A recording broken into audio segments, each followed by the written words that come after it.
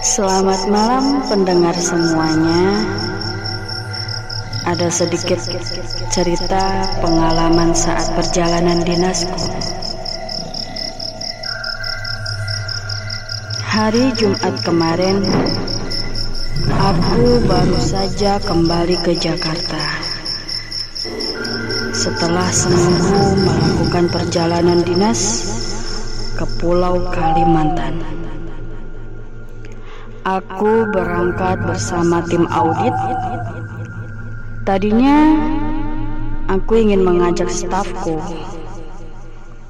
namun karena ada kegiatan di Jakarta dan ada meeting di Bekasi, aku memintanya untuk menghandle pekerjaanku.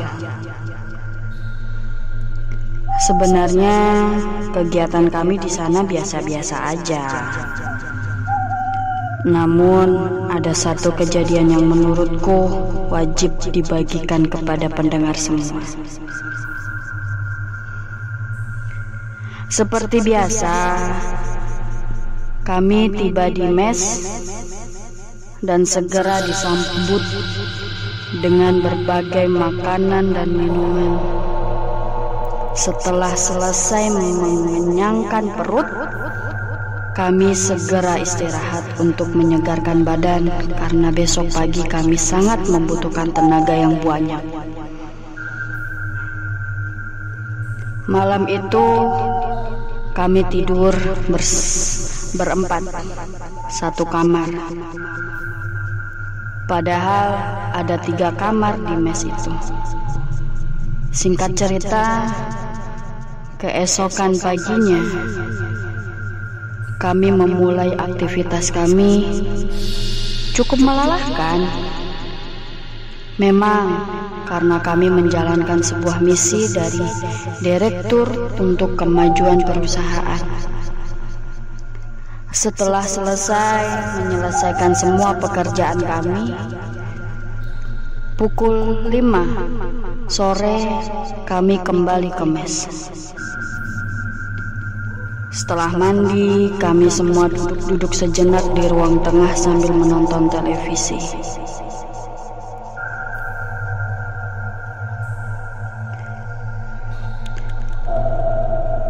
Ada teman menawarkan makanan. Mau makan sekarang, Pak? Biar saya segera masak, tanya teman saya satu mes.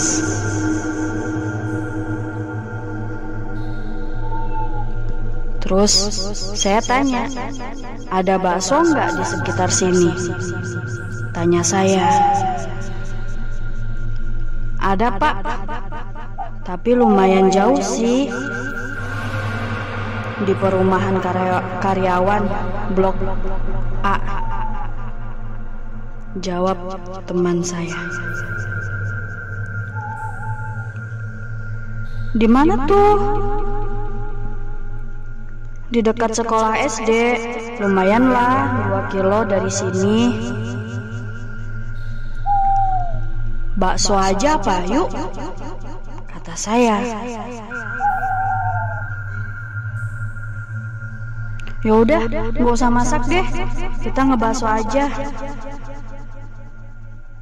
Coba telepon dulu Pak Sadimun, pinjam mobil, ada nggak mobilnya?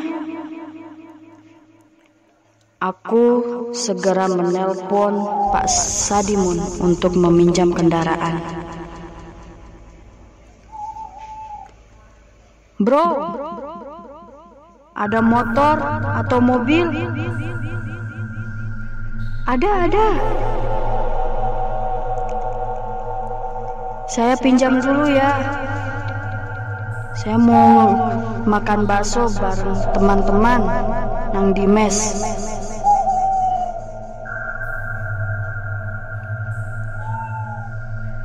Ya udah, bawa saja motor saya atau mobil saya itu, kata Pak Sadimun.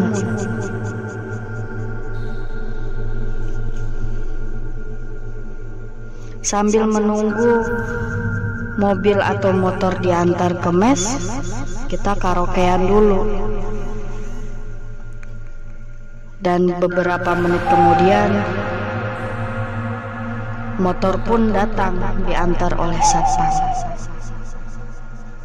"Terima kasih ya Pak," ujarku sambil menerima kunci motornya.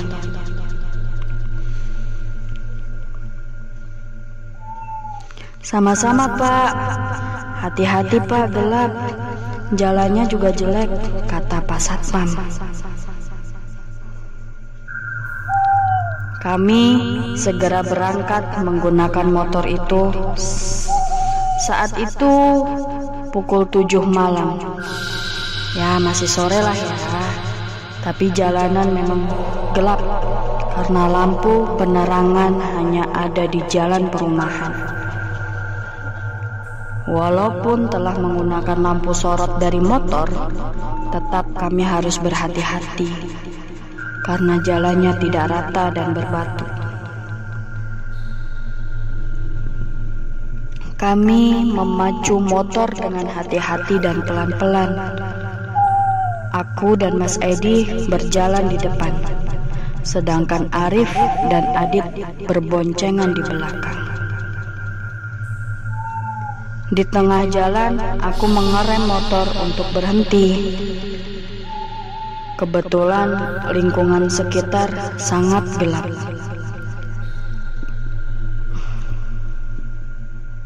"Kenapa berhenti Pak?" tanya Arif yang juga berhenti di sampingku. "Kalian dengar nggak?" "Hah? Apa?" tanya Adit. Tiba-tiba,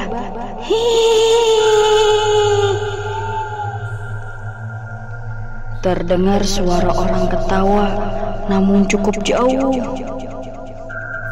Kami berempat terdiam tanpa komentar, tanpa ngomong apapun.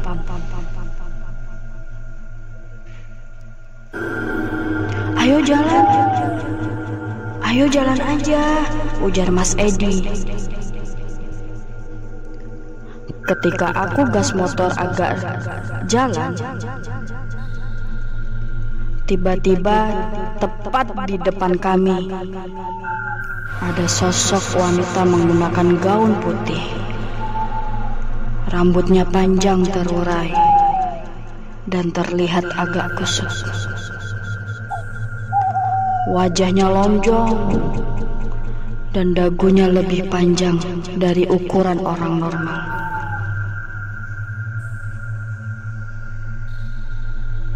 Sosok itu melayang tepat di depan kami.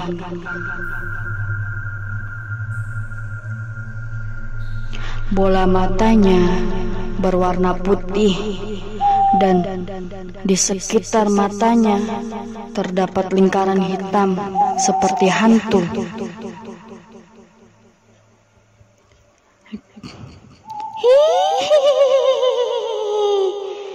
Ia tertawa dengan sangat keras dan melengking.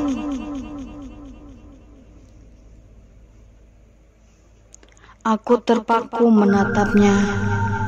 Tanganku gemetar dan serasa tak ada tenaga untuk menarik gas motor.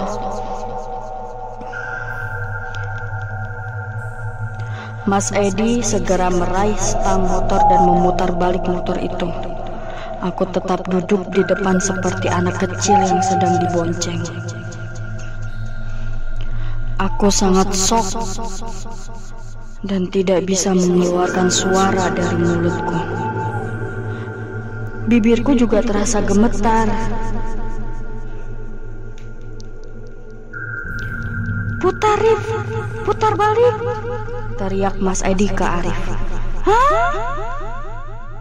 teriak Arif dan segera memutar motornya lalu memacu motornya sekencang mungkin mendahului kami.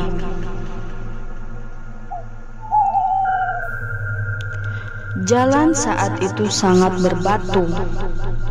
Namun dengan kondisi ketakutan seperti itu, jalan berbatu terasa seperti di sirkuit Catalunya Spanyol.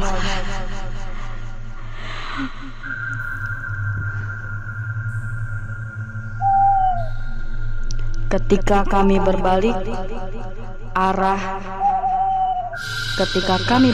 arah dan melaju motor dengan kencang, aku melihat dari kaca spion sosok itu mengejar kami.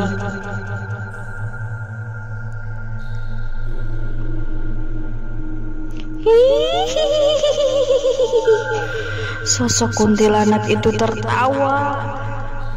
Suaranya terdengar jelas, walaupun sedang melajukan motor dengan kencang. Ketika akan masuk ke gerbang mes, aku tidak lagi melihat sosok itu melalui kaca spion. Setelah sampai di mes, kami tidak berkomentar apapun. Kami semua terdiam dan tampak wajah-wajah pucat, ketakutan, dan shock karena kejadian tadi.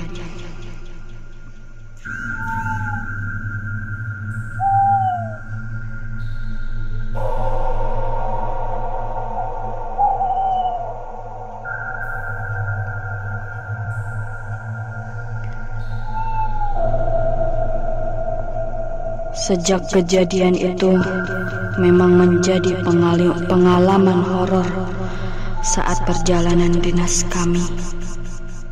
Kami sangat shock, kaget, ketakutan karena mental kami belum siap bertemu dengan hal seperti itu.